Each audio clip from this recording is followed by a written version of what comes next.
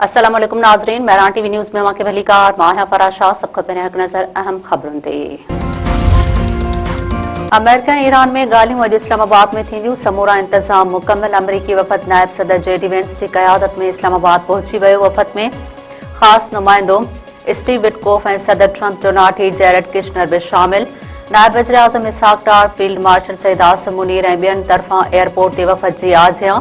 ईरानी वफ़द में speaker Baqir कालीबाफ ऐं परॾेही वज़ीर अब्बास इराक़ची जी अॻुवाणी में इस्लामाबाद मौजूद।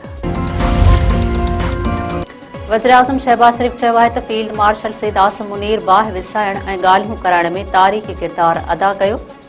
ख़िते में हाणे जंग न पर अमन जूं ॻाल्हियूं थी रहियूं आहिनि। धुरियुनि ॻाल्हि ॿोल ज़रिए मामला हल करण ते राज़ी आहिनि। क़ौम खे ख़िताब कंदे वज़ीर आज़म वधीक चयो आहे त आरज़ी जंगबंदी थी चुकी आहे।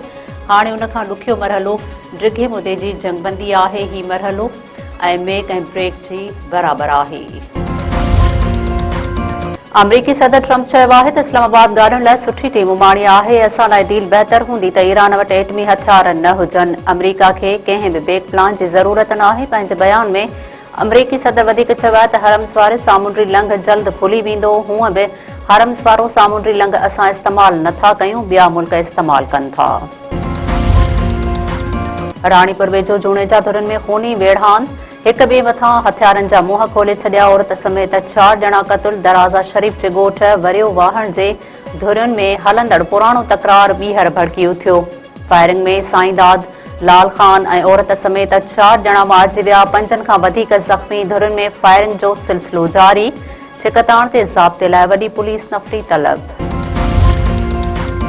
टंडो ॼाम वेझो पुलिस ऐं ॾोहारियुनि विच में मुबैना मुक़ाबिलो। 4 फोरू मारण जी दावा। पुलिस जो चवणु आहे त टंडो केसर लिंक रोड ते ॾोहारियुनि जी मौजूदगीअ जी इतला ते कार्रवाई दौरान मुक़ाबिलो थी पियो। फायरिंग जी ॾे वठ में 4 ॾोहारी मारिजी विया ऐं 3 ॾोहारी ऊंदाही जो फ़ाइदो वठी फरार थी विया। पुलिस मूजिबि मारिजी वियलनि जी सुञाणप अब्दुल कुदूस लाशारी, असद पोज़दार, अब्दुल जब्बार सब्ज़ोई ऐं इरफान बलेदी तौर थी आहे।